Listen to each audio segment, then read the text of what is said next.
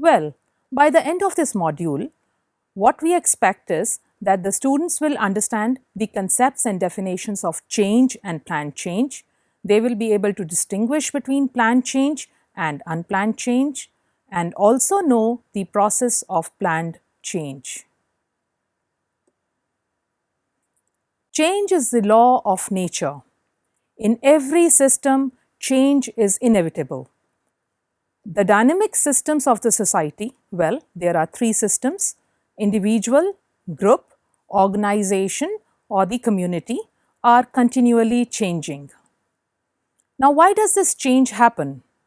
Change occurs because change is a survival tactic for the dynamic systems of the society. Change helps in adapting and prevents feelings of helplessness, despair, depression, uncertainty, insecurity, and anxiety. Change keeps pace with the changing material and non-material aspects of culture, technology, and even scientific innovations. From birth to death, man undergoes a series of physical, mental, socio-emotional changes, and we can see this occurring from infancy to childhood to adolescence, then young adulthood, progressing to middle age, early old age, followed by later old age, and ultimately we inch towards death. We are hence all constantly changing from one stage to another. Richard Swenson, a physician and futurist, explains in his 2004 bestseller, which is named as Margin, that change picked up momentum in the early part of the 20th century and has been rapidly accelerating ever since. Alvin Toffler, another eminent futurist, described the effects of too much change in too short period of time in his classic Future Shock. This book was written in 1970. Alvin Toffler predicted that people exposed to rapid changes of modern life would suffer from shattering stress and disorientation. They would be what he calls as future shocked. There was hence a need to constantly adapt and change to situations, otherwise feelings of helplessness, despair, depression, uncertainty, insecurity, anxiety, and burnout would set in. When change occurs in the dynamic systems of the society, which we have discussed, that is the individual, group, organization, or the community, they have to cope with these changes. At this point in time, professional intervention may be required if these systems are not able to cope with changes. The requirement of professional help to cope with changes is called as planned change. Planned change is carried out in a systematic, well thought out, and well researched manner. Planned change has to be distinguished from change that occurs due to sudden insights or what is called as the aha experiences, or even emotional experiences like the religious conversions. Planned change is also to be distinguished from change as change agents proceed using best thought out methodologies. Robert Oppenheimer remarks that world alters as we walk in it, or simply said, as time progresses, the world is changing at an exponentially increasing rate. Richard M. Weaver sees this altering as progress or change. The contemporary debate today is focused on whether the change is planned change or unplanned change. Let us now examine the difference between planned change and unplanned change. When we compare planned change with unplanned change, we see that unplanned change is an unanticipated change and it may take longer to deal with effects of unplanned change. Planned change is intentional, while unplanned change is a spontaneous change. Planned change is a systematic change. Unplanned change is random change occurring due to sudden insights or the aha experiences or sudden surprises caused maybe due to the death of the head of the family or the resignation of the chief executive officer of a company, and even emotional experiences like religious conversions. Hence, we can say planned change involves recognition of need for change, strategic systematic planning, reorganization, and implementation of change. In spite of all planning and systematic implementation of planned change tends to occur in a disruptive, chaotic manner. This is because the external competitive regulatory environment puts pressure on the system to perform and deliver goods and services on time. But the internal forces always inhibit this quick delivery unless the system adapts quickly to this change. This adaptation in the internal environment of the system includes changes in the mission statement of the organization, redesigning of the structure of the company so that it meets the client's needs, reorienting its processes or implement process-oriented changes. The company assembles goods and delivers services, and also the people-centered changes, that is, altering in their attitude, behaviors, and skills. The process of planned change is a very complex process, and considerable planning goes in effecting this change. Planned change is a deliberate design and implementation of a structural innovation, which may be a new policy or a goal, or a change in the work ethics and philosophy, even the work environment and style. Planned change within the organization is closely interrelated and entails changes in the technology, task, structure, and people. Since planned change is a systematic and strategic planning and implementation of change, a specialist is required for change. Change agent is that specialist who successfully carries out the process of change. Change agent is a person within or outside the community or organization who is the catalyst for change. Change agent is the person who carries out the process of change. They focus their efforts and energies facilitating and executing the process of change. If the change agent is from outside the community or organization, then prior to the commencement of change relationship, it is essential that the problem is communicated in a manner that the potential change agent understands the problem and accepts the challenge to provide help. In another situation, the potential change agent may himself be initiating or stimulating the process of change. Then the client system must evaluate the validity and relevance of the change agent's diagnosis. How the client system thinks about the change agent at this stage is an important factor in the subsequent relationship. At this point, the client system wants this assurance that the potential change agent is easily accessible, he is understanding, and also approachable. They want a change agent who will actually sympathize with them and yet is objective enough to view the system's problems and predicament. Very often, the change agent and the client system ask for a trial period where they arrive at a decision to work together. The success or failure of almost any change project depends heavily upon the workability of the helping relationship between the change agent and the client system. Now, after having understood the role of change agent in planned change, let us examine the process and stages of planned change. Different authors have given different number of stages of planned change. Some have given 3, while some have given 7 stages of planned change. After a thorough perusal of all these stages, one can identify that there are 9 stages in the process of planned change.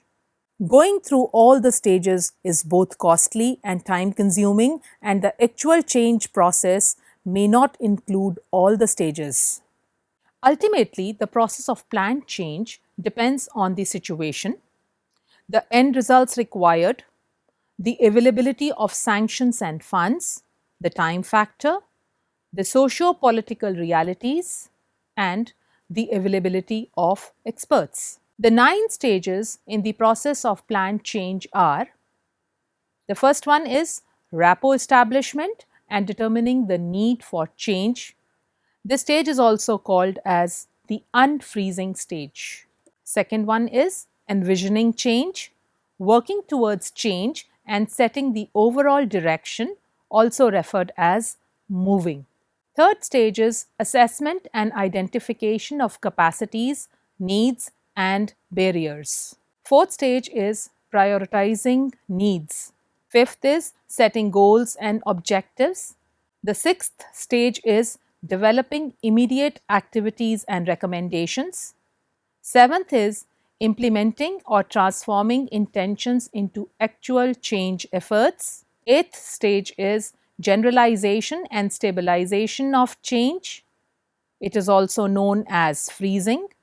And finally, achieving a terminal relationship. These 9 stages can begin at any stage.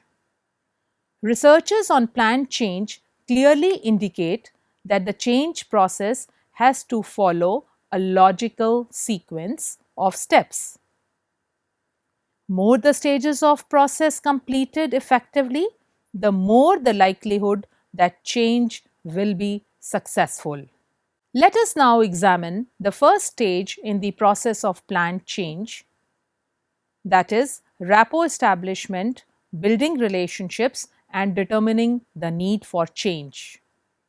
This is an important stage as it helps in exploring clients, their needs, and their capacities.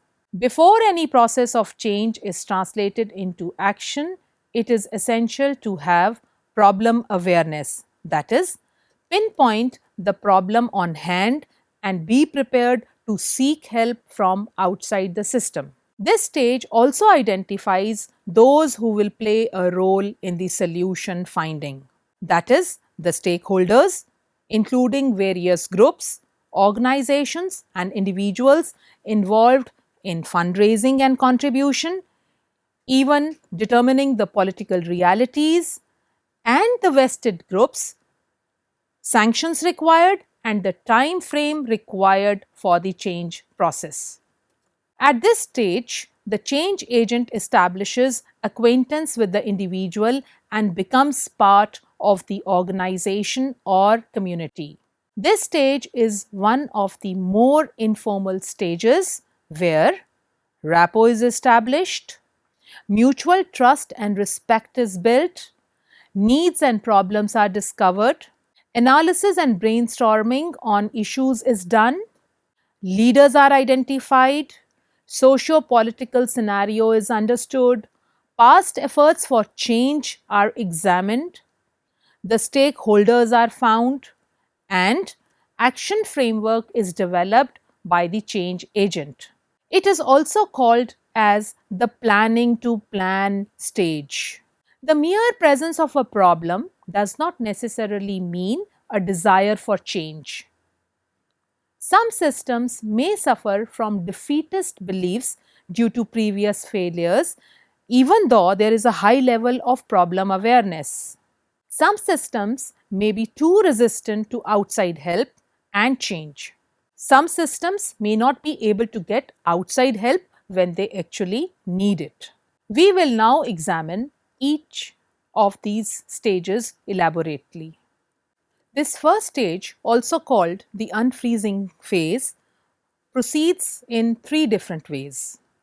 First, a change agent discovers or hypothesizes difficulties in a potential client system, offers help, or takes steps to stimulate awareness about the difficulty in the system.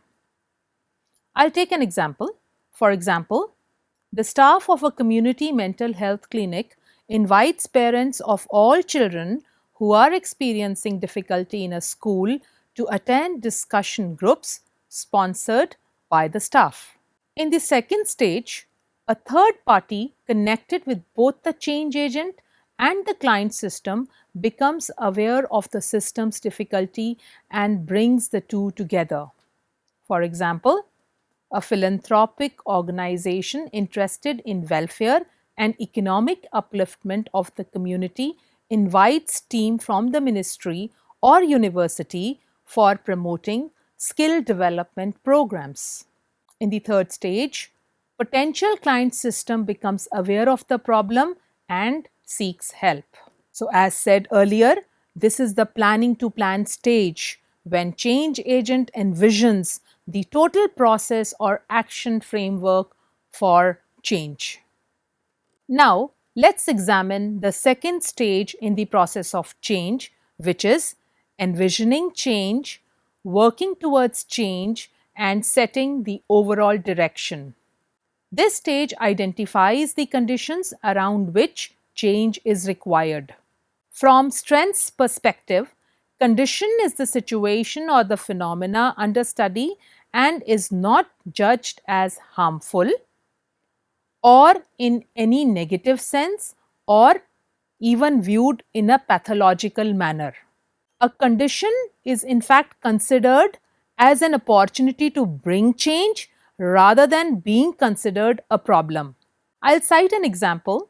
A study of slum cluster of Delhi reveals the condition is unemployment. Hence, the process of change has to be construed and implemented towards employment generation activities. This stage also specifies the intentions, the overall framework, the guiding principles, and vision for the change process. The guiding principles are the statements of philosophy, values, beliefs, and assumptions of the practitioner or the change sponsor. They can neither be proven nor disproven. It is also a significant stage for motivating clients and stakeholders and uniting individuals around a common future when working with conflicting groups. For example, a community suffering from recession may become motivated to improve its quality of life to attract needed business. A vision gives the big picture or the changes you desire. The vision statement is not a professional jargon, but designed for the public, incorporating what the client or the targets will be like after the intervention for change is implemented. Secondly, what the service delivery system will be like and how it must perform to produce the vision.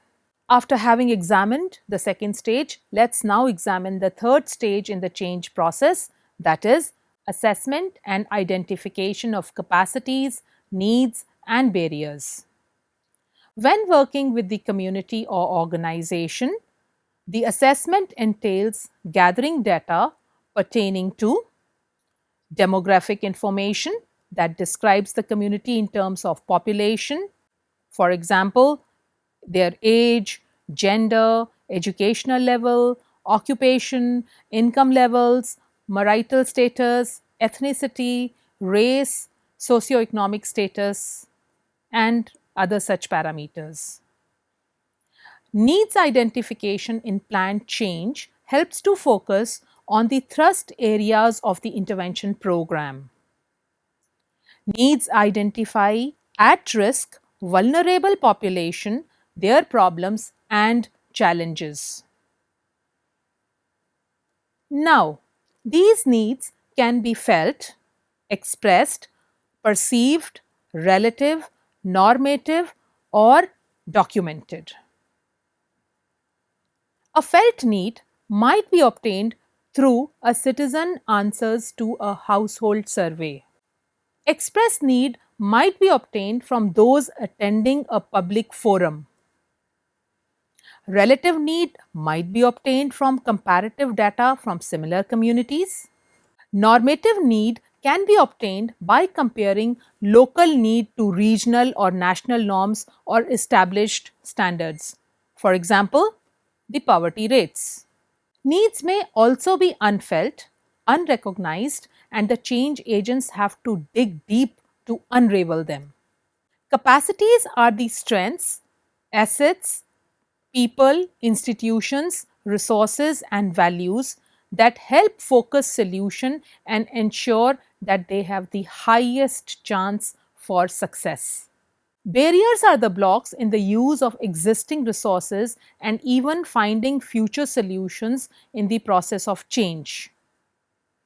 Language, transportation, culture, political climate can all be barriers in the change process. Existing services are the available services in the community to address the needs of the people. Developing a comprehensive list of services helps know which services are available in the community, how many clients have accessed these services in so far, and where do the gaps exist in the service. The fourth stage in the process of planned change is prioritizing needs. Due to the paucity of available resources, prioritizing becomes essential to determine which need or combination of needs should be addressed and in what order. It is hence important that change agents must prepare a comprehensive list of needs first. This may not be in any particular order initially. Thereafter, they should identify urgent need versus the important needs. That is, which are the needs that required immediate attention and disposal.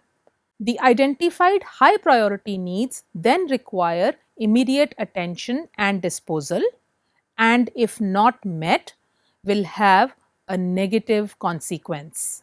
Next is assess the relative value of needs. How a particular need impacts the clients. The more the people involved or impacted, the higher the stakes. For example, in case of a disease outbreak in a community, one prioritizes and first attends to the cases affected by the disease to save precious lives. Sensitizing people about the disease and its consequences is also important, but it takes a secondary position. Order needs by estimated tasks. When two needs are tied in the priority list, it is best to address the need that will take most effort to complete. If needs change suddenly and dramatically, the change needs should be addressed first. Know when to cut from among the list of needs. This is also very important. Setting goals and objectives is the fifth stage in the process of change. Goals and objectives are different from each other. Let us now examine the difference between goals and objectives. Goals are general, while objectives are specific.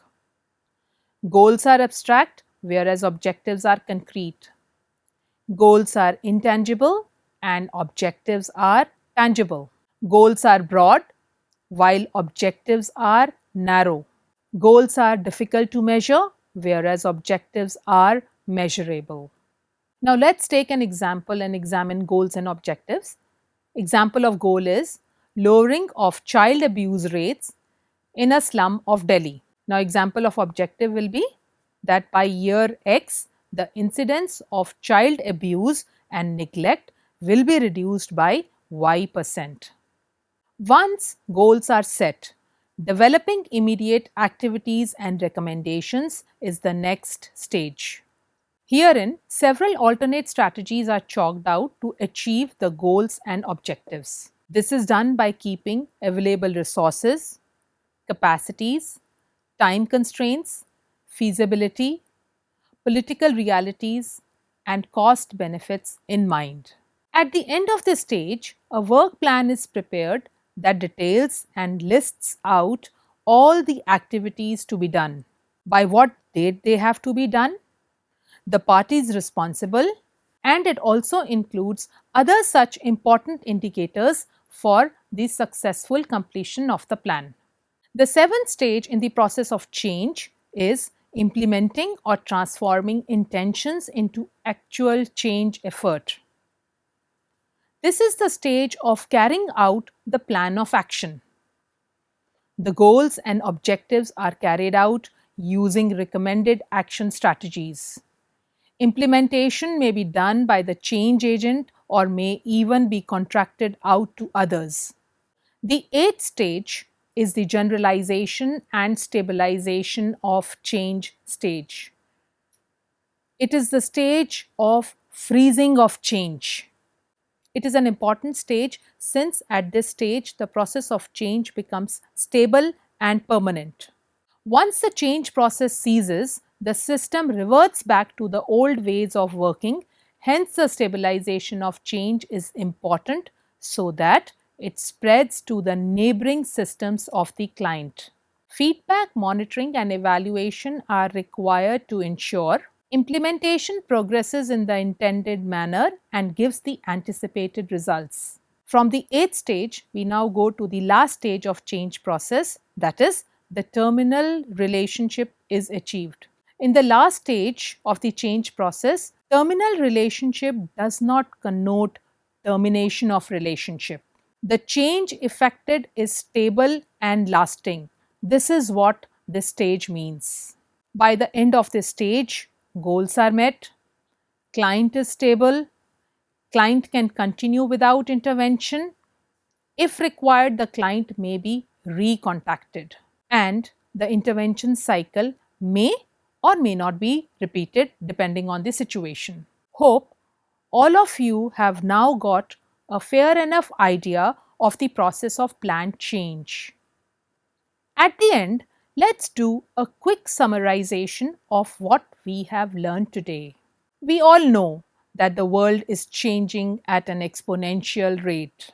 The dynamic systems of the society, viz., the individual, group, organization, and community, have to continually adapt and change. Change is a deliberate, strategic, systematic planning, reorganization, and implementation of change. Change agent is a person within or outside the community or organization who is the catalyst for change. He or she carries out the process of change. The success or failure of almost any change project depends heavily on the workability of the helping relationship between change agent and the client system. The change process goes through 9 stages, starting with rapport establishment and determining the need for change, envisioning change, followed by identification of capacities, needs, and barriers, prioritizing needs, setting goals and developing activity plan, implementing the plan or effecting change effort, stabilizing change, and lastly, achieving a terminal relationship where the change effected is stable and lasting.